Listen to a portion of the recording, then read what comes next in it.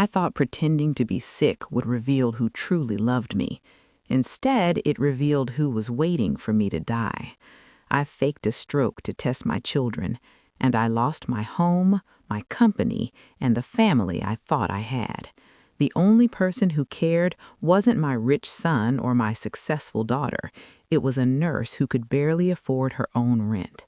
And by the time I realized the truth, it was too late.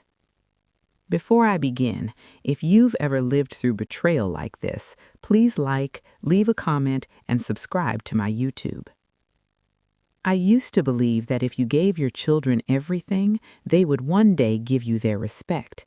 That if you worked yourself into exhaustion, missed vacations, skipped hobbies, and poured your entire life into building a future for them, they would remember. I believed love was an investment. I believed loyalty was inherited. I was wrong. My name is Harold Whitman. I am 72 years old. I built my own logistics company from a single rented truck and a folding desk in a warehouse with a leaking roof. By the time I retired, that company employed over 300 people. I sold it for more money than I ever imagined seeing in one lifetime. I made sure both of my children, Daniel and Claire, graduated debt-free. I paid for Daniel's MBA. I helped Claire open her boutique marketing firm. I covered down payments on both of their homes. I set up trust funds for my grandchildren before they were even born. And yet, somehow, I became invisible.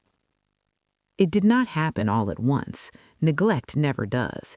It arrives in small excuses: missed Sunday dinners because of client meetings, holidays cut short because of travel fatigue, phone calls that lasted 2 minutes instead of 20, text messages instead of visits, birthdays celebrated with expensive gifts shipped directly from stores rather than hands wrapped around my shoulders.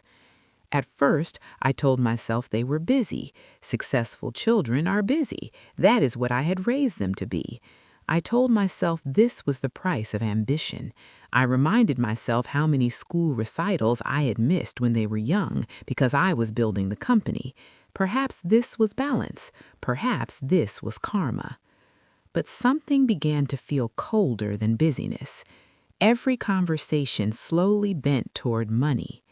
"Dad, have you reviewed your estate plan recently?" Claire would ask casually over coffee. "You should really think about tax efficiency," Daniel would add, tapping on his phone, already distracted. They were not cruel, not openly. They were polished, controlled, strategic. They spoke about my future as if it were a business asset requiring optimization. The first time I felt something truly fracture inside me was during Thanksgiving 2 years ago.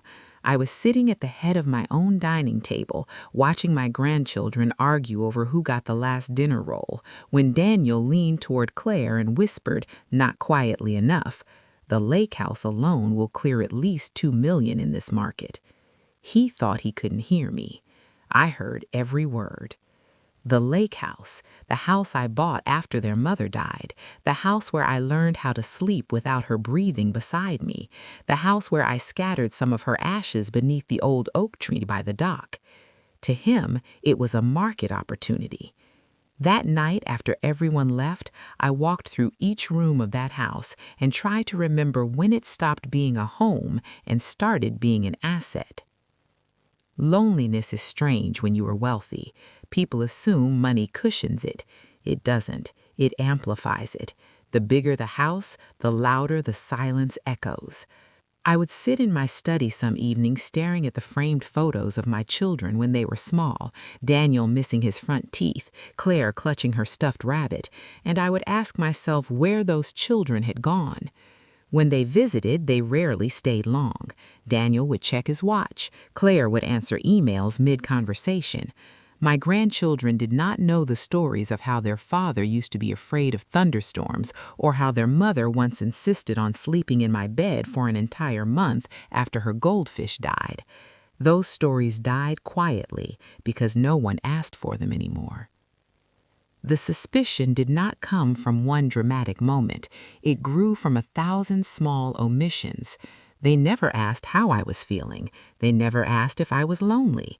They asked about my investments. They asked about my health in terms of insurance coverage. They asked if I had finalized the documents. The documents.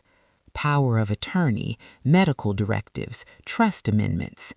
One afternoon, Claire brought it up more directly. Dad, you're not getting any younger.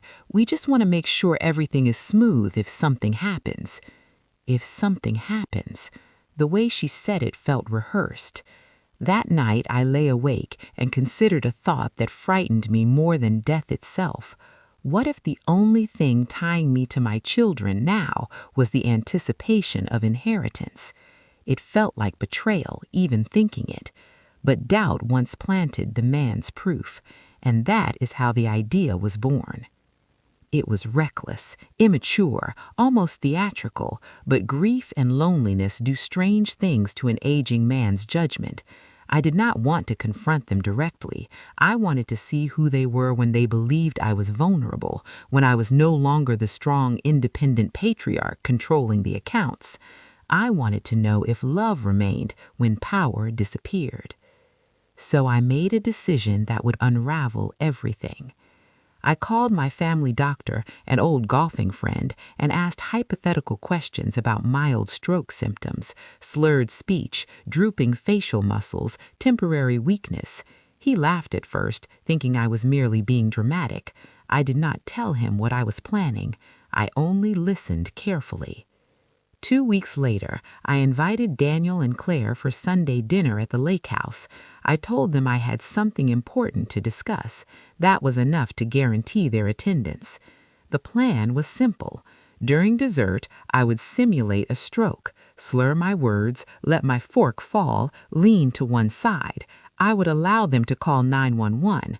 I would play confused, vulnerable, weak, not permanently disabled, just enough to require supervision and medical evaluation. And then I would watch. I truly believed it was harmless, a temporary test. Once I saw their reactions, once I reassured myself that their concern outweighed their calculation, I would confess. We would laugh about my paranoia. I would apologize. We would grow closer. I truly believed that. The night arrived. The table was set. Claire brought an expensive bottle of wine. Daniel discussed stock trends before even taking off his coat. The grandchildren stayed home with a sitter. It'll be easier without the chaos, Claire said. Easier. We ate, we talked. They asked if I had updated my will since the company sale. My hands began to tremble, not from age, but from anticipation. This was it. I lifted my fork to take a bite of apple pie. I let it clatter to the plate. I allowed my right shoulder to sag. I forced my mouth to slacken. "Dad?" Claire's voice sharpened. I tried to speak and let the words blur into nonsense. Daniel was already standing, already reaching for his phone. "Call 911, he told his sister, though he had the phone in his own hand. Their reactions were swift, efficient, alarmed. For a brief moment, relief flooded me. They sounded afraid. But as the paramedics wheeled me out on a stretcher and I caught Daniel's expression, not fear, but calculation mixed with urgency, I felt something colder creeping beneath that relief. The silent test had begun, and I had no idea how much it would cost me. The ambulance ride was louder than I expected. Sirens have a way of making everything feel irreversible. I kept my eyes half open, my mouth slack, breathing unevenly as the paramedic asked me questions I deliberately answered with garbled syllables. Inside, my mind was perfectly clear. Too clear. I watched Daniel in the reflection of the ambulance window. He was already on his phone. "Possible stroke," he said calmly. "Yes, we're on the way to St. Matthew's. I'll need you to reschedule tomorrow morning. Family emergency." Family emergency. The word sounded correct, appropriate, but there was no tremble in his voice. Claire rode in her own car behind us. I imagined her hands tight on the steering wheel, her thoughts racing. I told myself she must be terrified. I told myself this would prove everything wrong about my doubts. At the hospital, fluorescent lights swallowed me. Nurses hovered. A doctor asked me to squeeze his fingers. I made my right hand weak. They rushed me into imaging. Daniel stood outside the curtain, speaking in low tones. I could not hear every word, but I caught enough. Dad's assets are mostly liquid now. Yes, the lake house, too. No, I don't know the access codes. Access codes? I felt the first real sting of panic then. I had expected worry, confusion, fear. I had not expected immediate logistics. The tests came back inconclusive. No major clot, no catastrophic bleed. The doctor used phrases like mild neurological event and transient episode. He recommended observation, monitoring, possibly a short rehabilitation stay just to be safe. That was the opening my children needed. "Of course," Claire said quickly, "whatever keeps him stable." Stable. I lay there staring at the ceiling tiles, listening to my life shift tone around me. Nurses adjusted wires, machines beeped. Daniel stepped into the hallway and returned with a look I had seen many times before, his business face, the one he wore during negotiations. He was speaking to Claire, but I could hear every word. "We should talk about power of attorney," he said quietly. "Temporarily, at least." Temporarily. The word floated like a soft cushion. It would not feel temporary for long. The next morning, a woman in a gray suit arrived with a leather folder. I recognized her. She had handled part of the company's sale years ago. She greeted my children with professional sympathy. No one thought to greet me directly. "Given the circumstances," she said gently, "it's prudent to ensure decision-making authority is clearly designated." Prudent. I wanted to sit up and shout that I was still here, that my mind was sharp, that this was a performance spiraling beyond control. But I had committed to the role, and fear now held me in place more than curiosity ever had. Claire approached my bedside and squeezed my hand. "Dad, this is just in case. You don't have to worry about anything." Her voice was soft. Her eyes were not. The pen was placed between my fingers. My signature wavered intentionally at first, then unintentionally. My hand trembled for real. I realized that in pretending to be powerless, I had handed over actual power. By the third day, they were discussing my discharge plan. "I can't manage him alone," Claire said, pacing near the window. "The kids have school and my travel schedule." "There's a private care facility nearby, short-term, very reputable." Short-term.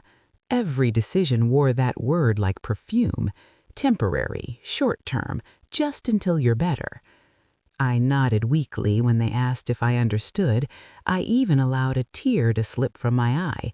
They interpreted it as confusion. It was not confusion. It was the first taste of regret. The facility was clean, quiet, decorated in soft beige tones that felt designed to soothe families rather than residents. The room they chose for me had a view of a parking lot and a small maple tree struggling in the corner of asphalt. The first night there, Daniel stayed for 20 minutes, Claire for 15. "We'll come by tomorrow," she promised. They did not. The following week blurred into routine. Blood pressure checks, physical therapy sessions I exaggerated poorly. I played weak, slower than necessary. I told myself the test was still unfolding, that patients would reveal their true hearts. Instead, I overheard more than I intended. One afternoon, Daniel visited unexpectedly. He stood in the hallway outside my half-open door, speaking on his phone. "Yes, list it. The market's hot. We can always repurchase something smaller later if he improves." The lake house. My chest tightened. That house held every quiet memory of my late wife, every fragile piece of healing I had done alone, and now it was a transaction in progress. Claire came later that week with papers. "Dad, we're streamlining some accounts to make things easier, just routine adjustments." Streamlining. I signed again and again. Each signature felt heavier than the last. I began to understand something terrifying. They were not waiting for me to die. They were simply adapting to a future where I no longer controlled anything. Efficient, practical, forward-thinking. It was not hatred driving them. It was detachment. By the end of the second week, my visits dwindled to none. Phone calls were brief and increasingly businesslike. Updates were given to staff rather than to me. "How is he progressing?" Daniel would ask the nurse outside my room. Not, "How are you feeling, Dad?" Just progress, status, timeline. And that is when she entered my life. Her name was Marisol. She could not have been older than 30. Dark hair pulled into a tired bun, shoes worn thin at the soles. She noticed things others did not. The way I stared at the door longer on Sundays, the way I kept touching the indentation on my left ring finger where my wedding band used to sit. "You miss someone," she said quietly one evening as she adjusted my blanket. I almost broke my character right then. Instead, I let a tear roll down. She did not speak to me like a case file. She spoke to me like a man. And for the first time since this began, someone looked at me and saw more than paperwork. I had started this as a test, but I was beginning to realize I was the only one being examined. Marisol did not treat me like a fading headline in someone else's life. She treated me like a person still present in my own story. The first real conversation we had happened 3 nights after she noticed my wedding ring mark. She was helping me sit up when she said, almost casually, "My abuela used to say that grief never leaves, it just changes chairs." I blinked at her, unsure if I had heard correctly. "She meant," Marisol continued softly, adjusting the pillow behind my back, "that some days grief sits at the head of the table, some days it just waits in the corner, but it never really leaves the room." No one had spoken to me about my wife in years. Daniel and Claire rarely mentioned their mother anymore. It was as if she had become an uncomfortable relic of a past they had outgrown. Hearing a stranger acknowledge that absence cracked something open inside me. I let my mouth tremble slightly, playing my part, but my eyes were real. "You loved her very much," Marisol said gently. I nodded, slower than necessary, but with full truth. From that night forward, she lingered a little longer during her rounds. She asked small questions that no one else bothered to ask. What was my favorite meal? What music did I used to play in the car? Did I ever regret selling my company? I answered in fragments at first, weak syllables, pauses. She listened as if every broken word mattered. Outside my door, however, a different narrative was unfolding. One afternoon, I heard Claire's heels clicking briskly down the hallway. She entered my room with a tight smile and an even tighter folder tucked beneath her arm. "Hi, Dad," she said, leaning down to kiss my forehead. Her perfume was sharp and expensive. "I can't stay long. The kids have piano." She did not ask if I had been lonely. She did not sit. "We're finalizing the listing on the lake house. It's just practical. You won't be able to maintain it anymore." Won't be able. The certainty in her voice chilled me. There was no space in her plan for my recovery. Daniel joined us a few minutes later. He stood near the window, not beside my bed. "We've also consolidated the investment accounts. It's cleaner this way." Cleaner. Every word they used felt like it belonged in a boardroom, not a hospital-adjacent care facility where their father lay pretending to struggle with speech. Claire placed a pen in my hand again. "Just acknowledging the property transition. It's all for your benefit." My benefit. My fingers closed around the pen automatically now. I had crossed so many lines already that one more signature barely felt distinct. But as the ink dried, I felt something inside me hollow out. After they left, Marisol entered quietly. "You look tired," she observed. I wanted to laugh. Tired did not begin to describe it. She pulled a chair closer and sat. Nurses rarely sit unless something is wrong. The simple act felt revolutionary. "Do they visit often?" she asked carefully. I hesitated. For the first time since this charade began, I considered telling someone the truth, but fear stopped me. If I confessed, the damage already done would not reverse. I needed to see how far this would go. Instead, I managed a soft, strained whisper.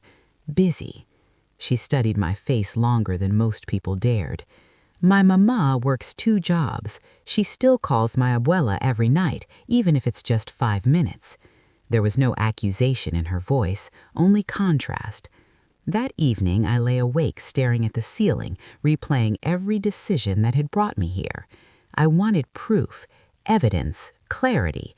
Instead, I had handed my children the very control they seemed eager to claim. By the 4th week, the lake house was officially listed. I overheard Daniel telling someone on speakerphone, "We're motivated sellers." Motivated. I remember the day I signed the original purchase papers. Claire had run barefoot down to the dock laughing. Daniel had complained about the lack of Wi-Fi, but secretly loved fishing at dawn. That house had held our first Christmas after their mother passed. We had cried together by the fireplace. Now it was a motivated listing. Claire stopped coming altogether after that. Daniel reduced his visits to brief check-ins with the administrative office. He would stand outside my room, glance in, offer a tight nod, and leave before I could even lift my hand. The staff began speaking about me as if I were a long-term resident. "He's adjusting," one aide told another. Adjusting. I had not intended to stay this long. The test had stretched beyond reasonable limits, but pride kept me silent. I wanted undeniable confirmation before I revealed the truth. Then one afternoon, everything shifted again. I overheard Daniel arguing on the phone in the hallway. "No, we can't delay the transfer. If his condition declines further, it complicates probate." Probate. The word struck me like a physical blow. Probate is discussed after death, not during rehabilitation. "I'm not saying he's dying," Daniel continued quickly, lowering his voice slightly. "I'm saying we need to be prepared." Prepared for my absence. I felt something inside me fracture permanently then, not because he anticipated my death, we all do eventually, but because the conversation held no grief, no tremor, only strategy. That evening, Marisol found me staring at the door long after visiting hours had ended. "You're waiting," she said softly. I nodded. "For them?" A pause. Then quietly, "Yes." She did not offer platitudes. She did not defend them. She simply reached for my hand and squeezed it once. "You deserve better," she whispered. The simplicity of that sentence undid me more than any betrayal had. In pretending to be helpless, I had discovered something real. My children were efficient managers of my decline, but they were no longer my caretakers in spirit, and the only person treating me like a father wasn't family at all. I began to understand that this experiment was no longer about testing them. It was about facing the truth I had been avoiding for years. But by then, the consequences were already unfolding in ways I could not yet see. The day the lake house sold, no one told me directly. I learned about it the way I seem to learn everything now, by accident, as if I were a ghost drifting through conversations not meant for my ears. 2 aides were talking near the nurses' station. "Closing went through this morning," one said. "Big number." "Good for the family," the other replied. Good for the family. I lay in my bed staring at the small maple tree outside my window. The leaves were beginning to turn red, which meant summer was ending. I imagined strangers walking through my living room, opening the cabinets my wife once organized with obsessive care. stepping onto the dock where I had scattered her ashes beneath the oak. Did they know they were buying more than wood and land? Did they know they were erasing the last physical place that still felt like home? Claire visited that afternoon, her expression bright and deficient. "It's done," she said, placing her purse on the chair but not sitting. "We got an excellent offer. Honestly, Dad, you'd be proud." Proud. She spoke as if she had closed a business deal on my behalf, as if I were a retired executive congratulating her from the sidelines. I forced my mouth to tremble slightly, a faint, confused expression. She interpreted it as cognitive fog. "It's for the best," she added quickly. "You won't have to worry about upkeep anymore." Upkeep. My life had been reduced to maintenance costs. After she left, I did not cry. I expected to. Instead, I felt an emptiness so complete it almost resembled calm. Something inside me had detached fully now. The test was no longer theoretical. It was documented in signed papers and real estate transactions. Marisol noticed the shift immediately. "You're quieter today," she said that evening as she helped me sit up for dinner. I looked at her, really looked at her, and for a moment I considered ending the lie right there. But shame held me back. Shame that I had orchestrated this. Shame that I had underestimated the speed at which my children would reorganize my world without me. She placed a small container on my tray. "I brought you something," she said, almost shyly.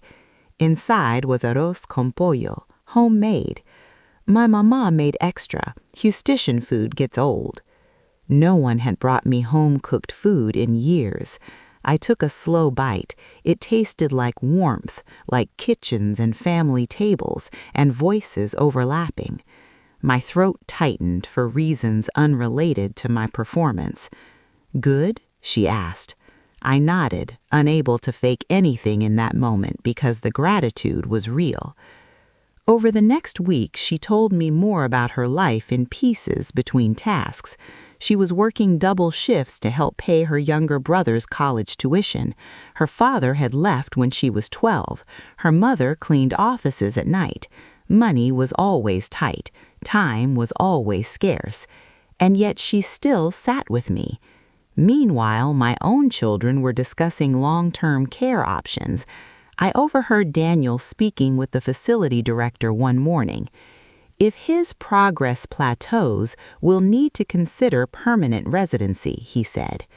Permanent.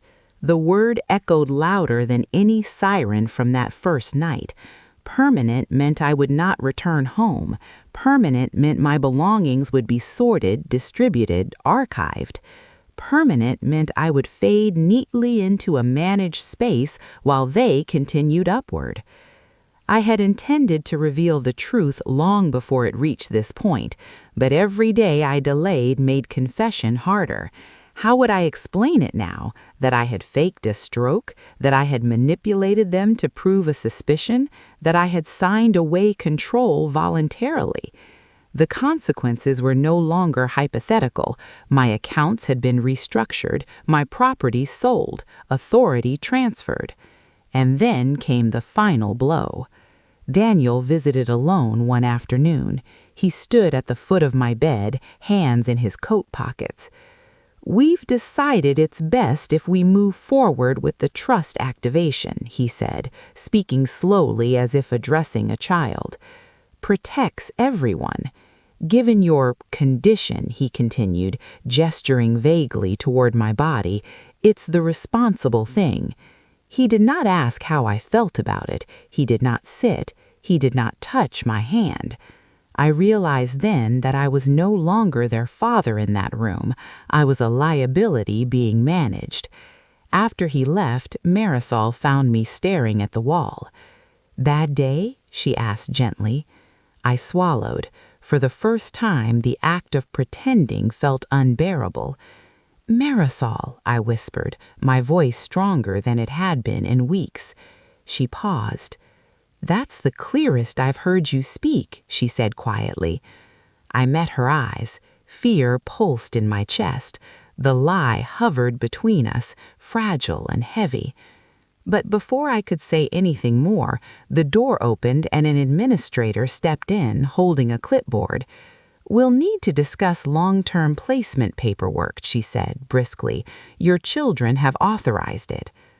Authorized? Without me? That night, I did not sleep.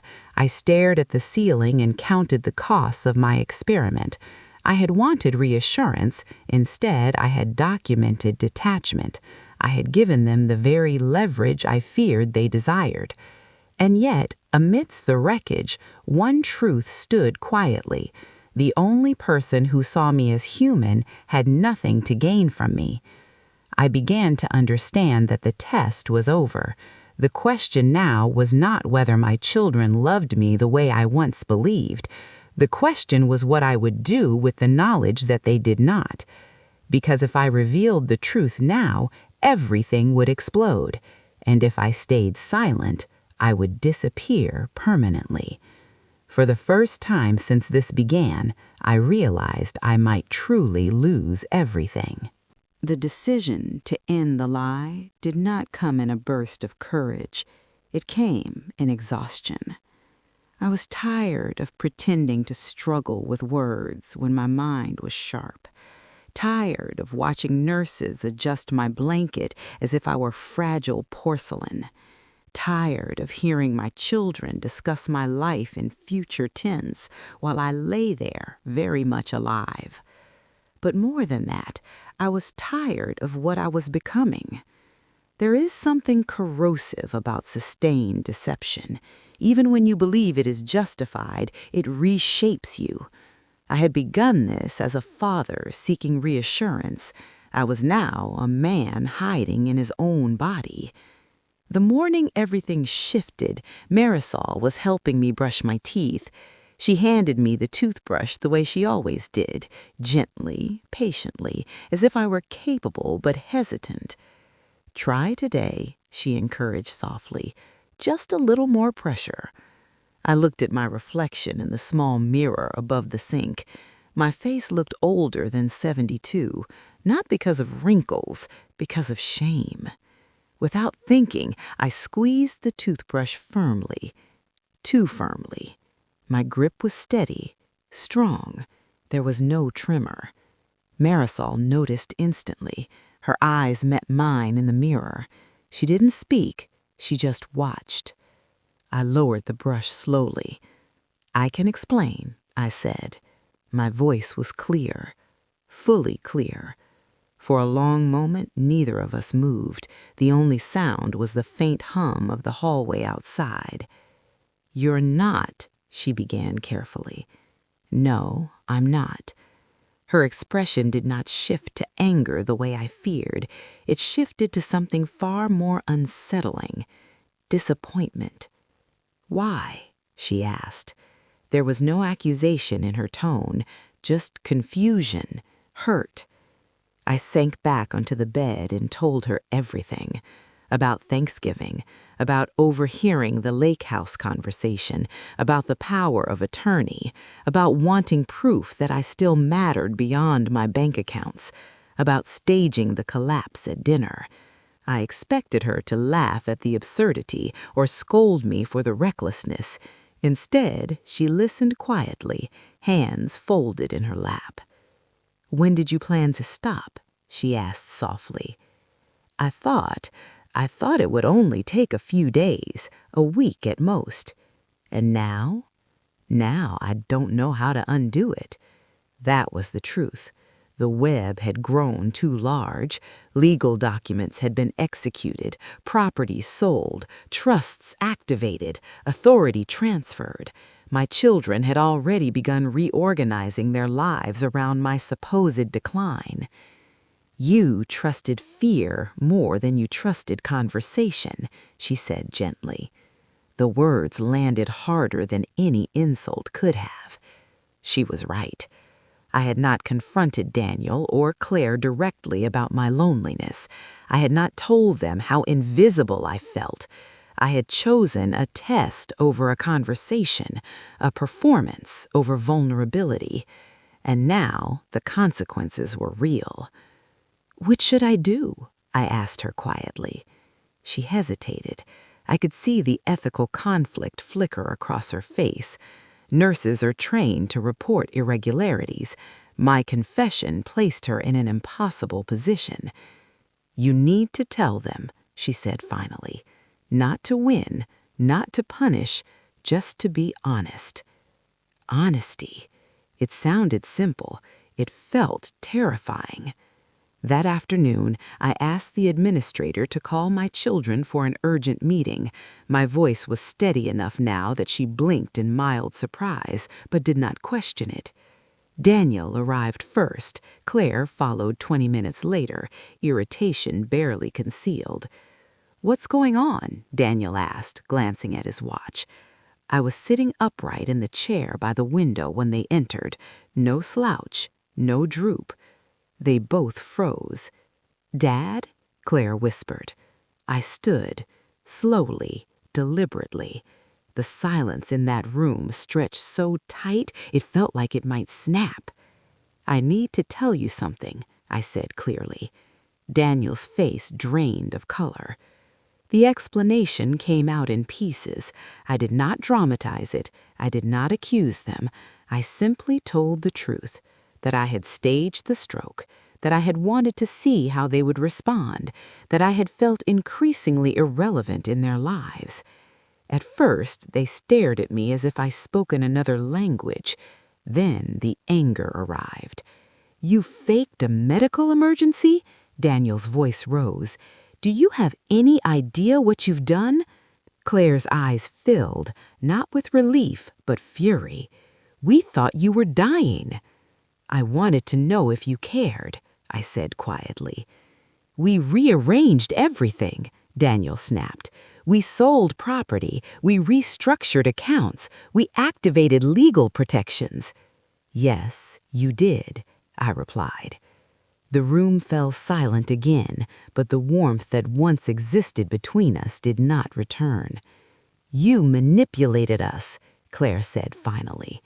The word cut deep because it was true. "And you managed me," I answered softly. That cut just as deep. No one won that exchange. They left shortly after, not with reconciliation, but with cold distance. Daniel muttered something about legal consequences. Claire shook her head as if she no longer recognized me. When the door closed, I sat back down. I had expected an explosion of emotion, tears, apologies, maybe even laughter at the absurdity of it all. Instead, I felt something final settle into place. The test had ended, and the results were not what I had hoped. The days after my confession were quieter than any that had come before. Silence has weight when it follows anger. Daniel did not call. Claire did not text. Even the grandchildren, who once sent occasional school photos through their parents' phones, vanished from my screen completely. I had expected fury. I had not expected erasure. The facility staff adjusted quickly to the new reality. My chart was updated. My therapy sessions were reduced. The administrators were polite but distant, as though my deception had been contagious. Only Marisol remained unchanged. She knocked softly before entering my room the morning after the confrontation. "How are you?" she asked. It was such a simple question, but it held more sincerity than anything I had heard from my own children in years. "Honest," I said. She smiled faintly. "That's a start." But honesty does not reverse paperwork. Within a week, I received a formal notice from Daniel's attorney requesting a meeting. The trust activation, though initiated under the assumption of medical incapacity, had been executed legally. Reversing certain elements would require court petitions. The lake house sale, of course, was final. Funds had already been distributed into investment channels. In trying to expose my children's priorities, I had locked my own fate into contracts. Daniel arrived for the meeting with his lawyer. Claire joined via video call, her face appearing in a small rectangle on the conference table screen. The tone was not familial, it was procedural. "You understand," the lawyer began, folding his hands, "that falsifying a medical condition carries implications." I nodded. I understood more than he realized. Daniel did not look at me directly. "We made decisions based on the information we had," he said stiffly. "You forced our hand." Forced? "I signed those documents willingly. No one coerced me." "That doesn't make it right," Claire interjected sharply from the screen. "Do you know how humiliated we feel? We told friends, we told clients, we grieved." Grieved. There it was. Not grief for me, but for the embarrassment of being deceived. I was grieving too, for a long time. No one responded to that. The legal conversation lasted over an hour. In the end, the outcome was stark. Some control could technically be restored with effort and expense, but the emotional cost had already been paid. Daniel made it clear he would not support reversing the trust structure. "It's cleaner this way," he said again, repeating the same word that had haunted me weeks earlier. Cleaner. The implication was unmistakable. I had disrupted their orderly transition plan. They did not trust my judgment anymore. When the meeting ended, Daniel paused at the doorway. "You didn't just test us," he said without turning around. "You broke something." Then he left. I remained seated long after the room emptied. Marisol found me there eventually, staring at the polished surface of the conference table. "Sometimes," she said softly, pulling out a chair beside me, "when you test people, you change the relationship even if you pass or fail." "I didn't think it would go this far," I admitted. She nodded. Fear rarely stays small. Over the next month, my children's visits stopped entirely. Communication shifted to occasional emails routed through attorneys, polite, detached, strategic. I could have fought harder, petitioned courts, demanded restoration of assets, but somewhere inside me, the fight had lost its urgency. The lake house was gone. The illusion of unconditional family closeness was gone with it. And strangely, without those illusions, I felt lighter. I requested discharge from the facility voluntarily. With some remaining personal funds not tied up in the trust, I rented a modest apartment across town. 1 bedroom, small balcony, no dock, no oak tree heavy with memory. The first night there, I sat on the edge of my new bed and listened to the hum of traffic outside. It was not the silence of a large, empty house. It was ordinary city noise, honest noise. Marisol helped me move in on her day off. She carried boxes without complaint, though I insisted on lifting my own share. "You don't have to do this," I told her as we unpacked kitchenware. "I know," she replied simply. No obligation, no inheritance discussions, no strategic planning, just presence. My relationship with my children did not repair itself. Holidays passed with formal invitations declined on both sides. Birthdays were acknowledged through grief messages. The warmth that once existed had thinned into something polite and brittle. I wanted proof of love. Instead, I found clarity. And clarity is not always comforting. One evening, as I stood on my small balcony watching the sun sink behind unfamiliar rooftops, I realized the real cost of my experiment was not the property or the legal entanglements. It was the final confirmation that I could not control how my children valued me. But I could still control how I valued myself. And that realization would lead me to a decision none of them saw coming. Moving into that small apartment forced me to confront a version of myself I had avoided for years.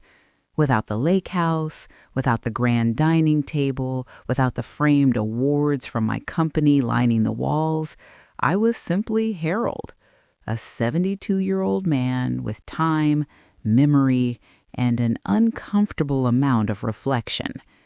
For weeks, I lived quietly. I woke early, I made my own coffee, I walked to the corner market instead of having groceries delivered. The cashier learned my name before my own grandchildren ever had. Daniel and Claire remained distant. Our communication had settled into a careful neutrality. No shouting, no reconciliation, just controlled exchanges about practical matters. They did not ask about my new apartment. They did not visit. Part of me had expected them to soften after the anger faded, to see that my deception came from loneliness, not malice. But pride is a stubborn inheritance. I had given it to them myself. Marisol visited occasionally, always after her shifts, always bringing something small, fresh bread from her mother's kitchen, a potted plant for the balcony, stories about her brother's college exams. She never asked about my estate. She never asked about money. One evening, as we sat at the small kitchen table eating takeout noodles, she told me her landlord was raising her rent again. I might have to move farther out, she said with a shrug. Longer commute. How far? I asked. An hour, maybe more. The thought unsettled me more than I expected, not because I depended on her, but because I had grown used to someone showing up without calculation. That night, after she left, I opened the folder containing what remained of my financial autonomy. Though much of my wealth was tied into the activated trust under Daniel's oversight, there were still funds under my direct control. Investments I had kept separate years ago for reasons I barely remembered. I began reviewing documents with a different perspective. For decades, my wealth had been a silent tether between my children and me, a gravitational pull disguised as security. I had assumed that leaving everything to them was an act of love. Now I questioned whether it had also been an act of control.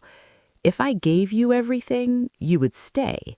That was the unspoken belief beneath it all. But love secured by inheritance is not love. It is expectation. The next week, I scheduled a meeting with an independent attorney, someone unconnected to Daniel, a woman named Patricia Klein. Calm, precise, direct. "What would you like to accomplish?" she asked, pen poised above her notebook. For a moment, I struggled to articulate it. Then it came clearly. "I want my money to reflect my values," I said. She waited. "I want to stop using it as leverage." Over several sessions, we reviewed the trust structure. Certain components were locked in, others allowed modification. It would not be dramatic, it would not be impulsive, but it would be deliberate. I decided to establish a scholarship fund in my late wife's name, dedicated to first-generation college students pursuing nursing degrees, fully funded, permanent. I also allocated a portion of my remaining direct assets to Marisol, not as a gift handed awkwardly across a table, but as a structured educational grant for her brother and, if she chose, advanced training for herself. The majority of the trust would still go to Daniel and Claire eventually. I was not disinheriting them entirely, but the automatic flow they had once assumed would now carry conditions: annual disbursements tied to charitable contributions, mandatory family mediation sessions if they wished to maintain trustee status. Patricia raised an eyebrow at that clause. "You're requiring emotional accountability?" she asked carefully. "Yes," I replied, because wealth without responsibility had already shown me its outcome. When the documents were finalized, I felt something unexpected. Relief. Not revenge, not triumph. alignment. A week later, I invited Daniel and Claire to my apartment. They hesitated but agreed, curiosity perhaps. They stepped into my modest living room and looked around awkwardly. No grand piano, no marble fireplace, just a couch, a bookshelf, and a small balcony with 2 chairs. "This is different," Claire said. "It's enough," I replied. We sat at the kitchen table where Marisol and I had eaten noodles weeks ago. "I've updated the trust," I said calmly. Daniel stiffened immediately. "Without consulting me?" I consulted myself. I explained the scholarship, the charitable allocations, the conditional trustee requirements. Claire's expression shifted from irritation to disbelief. "You're giving money to a nurse?" she asked evenly. "I'm investing in someone who showed up when I was invisible," I answered evenly. Silence stretched across the table. "You're punishing us," Daniel said finally. "No," I said. "I'm redefining what my money stands for." They left that evening unsettled, perhaps even angry, but this time I did not feel small after they walked out the door. I felt steady, because for the first time in this entire ordeal, I was not testing them. I was choosing myself. And that choice would echo farther than any staged medical emergency ever could. After that meeting in my apartment, something shifted in the air between my children and me. Not reconciliation, not warmth, but awareness. Daniel began calling again, though the conversations were cautious. Claire sent longer messages, carefully worded, as if stepping through a room filled with fragile glass. Neither of them mentioned the scholarship directly, but the silence around it carried weight. I did not gloat. I did not lecture. I had learned that forcing realization rarely produces understanding. People have to arrive there themselves. Meanwhile, life in my smaller world began to feel surprisingly expansive. I started volunteering twice a week at a community center that offered financial literacy classes for retirees. I spoke about estate planning, not as a man who had mastered it, but as a man who had misused it. I did not tell them about the fake stroke. That story remained personal.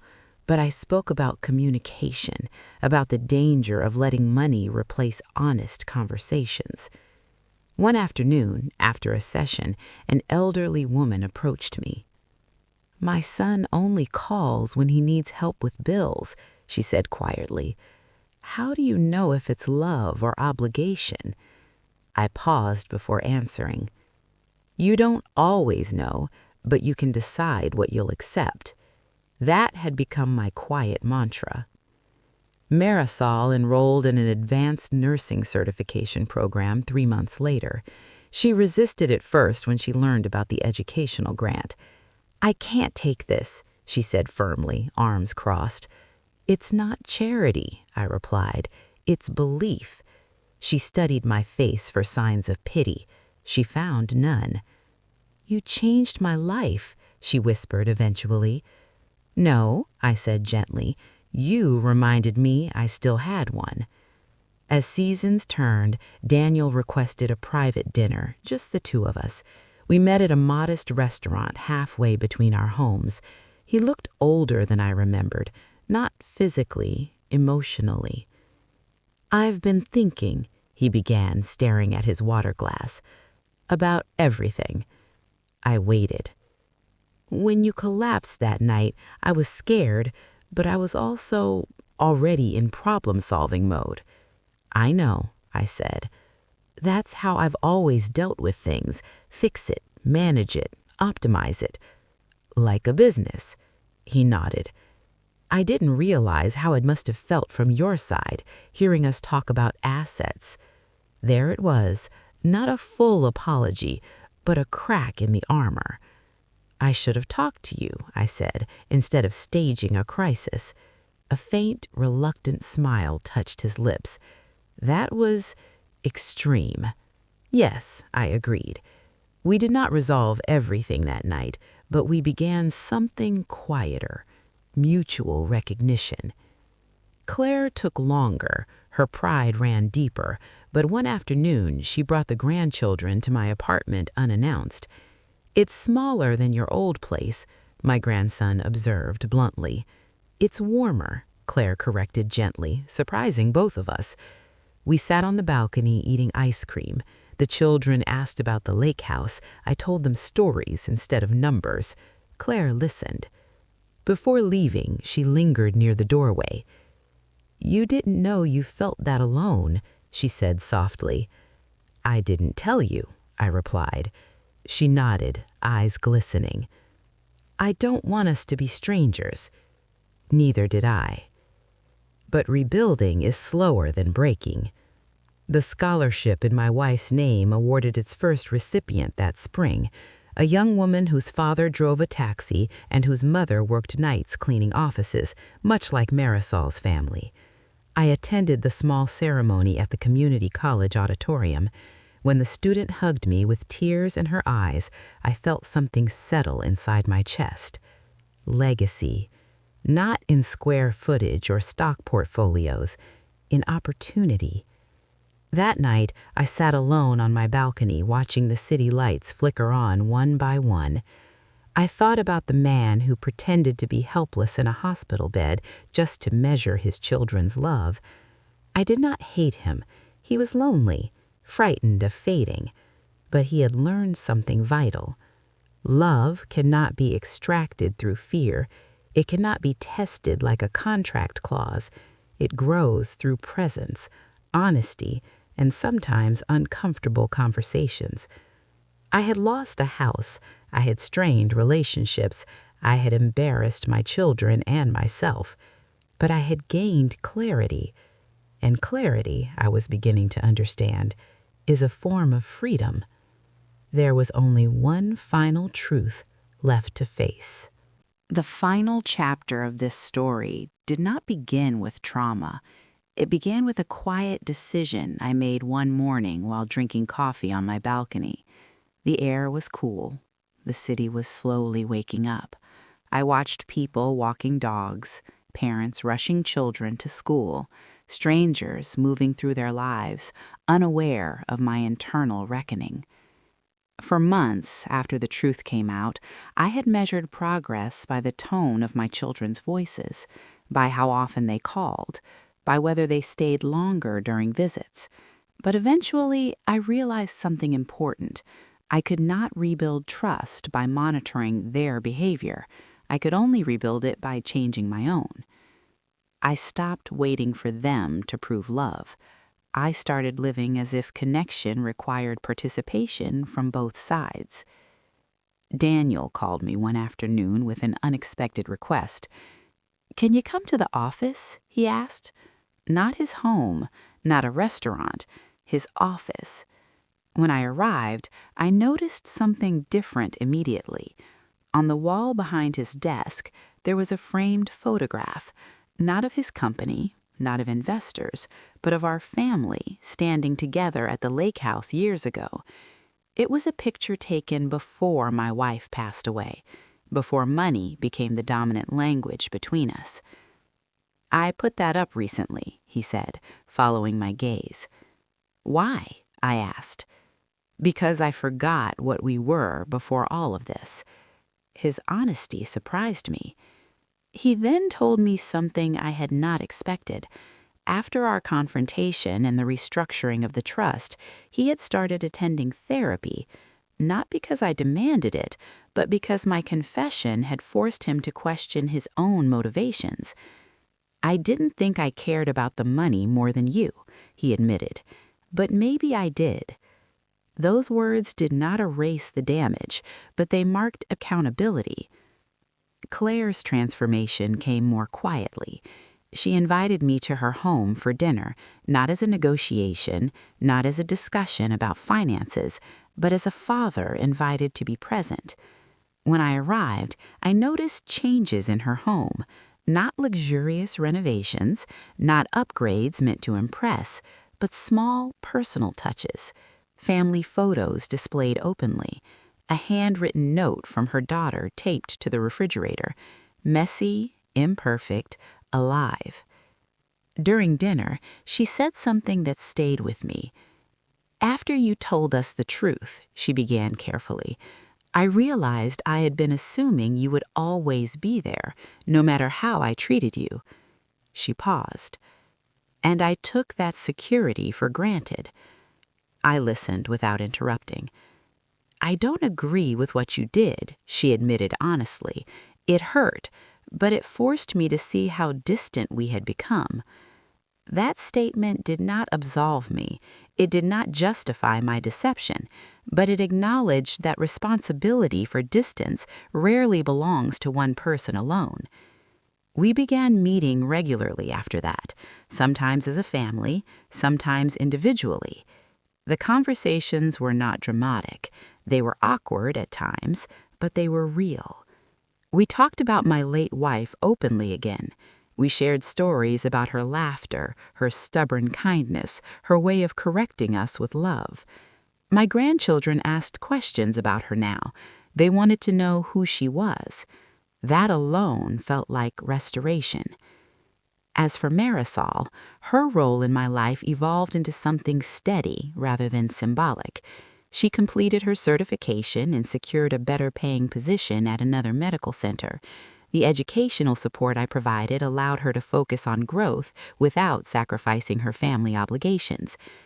One evening, she sat across from me at the small kitchen table in my apartment and said, "You know, people might assume I stayed close to you because of the financial help." I smiled slightly. "Let them assume," I replied. She shook her head. "I stayed because you were honest with me after everything collapsed. Most people hide even after they get caught. You didn't." Her words reminded me that redemption does not require perfection. It requires ownership. Months passed. The legal structure of my trust settled into its new form. The scholarship fund operated independently. The conditions I placed on trustee participation encouraged my children to engage not just financially, but relationally, requiring periodic family mediation sessions facilitated by a neutral counselor. At first, they viewed those sessions as obligations. Over time, they became opportunities. We learned how to speak without accusation, how to express disappointment without attack, how to admit fear without shame. Did everything become flawless? No, there were disagreements, moments where old habits resurfaced, times when I felt the familiar urge to test them again, to see if progress was real. But I resisted that impulse because I finally understood something crucial. Testing love destroys trust faster than neglect sometimes does. If I wanted lasting connection, I had to choose transparency over experimentation. One afternoon, as I sat with my grandchildren at the park, my granddaughter asked me a question that caught me off guard. "Grandpa, did you really pretend to be sick?" I hesitated. "Yes," I answered honestly. "Why?" I looked at her small face, curious, not judgmental. "Because I was afraid your parents didn't love me anymore." She processed that quietly. "Do they?" I smiled softly. "Yes, they just had to learn how to show it better." In that moment, I realized the cycle had shifted. My mistake became a lesson for the next generation, not about deception, but about communication and emotional courage. Looking back now, I see my fake stroke not as a moment of brilliance or revenge, but a painful turning point. I lost control of certain assets. I strained relationships temporarily. I revealed truths that were uncomfortable for everyone. But I also forced conversations that might have never happened otherwise. My children no longer view inheritance as an entitlement, but as a responsibility tied to values and connection. And I no longer view wealth as proof of love. If someone asked me today whether I regret faking the stroke, I would answer carefully. I regret the method, but I do not regret the awakening it triggered. Because sometimes loss, even self-inflicted loss, exposes what truly matters. I did not win. I did not lose everything either. I traded illusion for clarity, and in the quiet space that followed, I found something stronger than control. I found acceptance. And that, in the end, became my real recovery.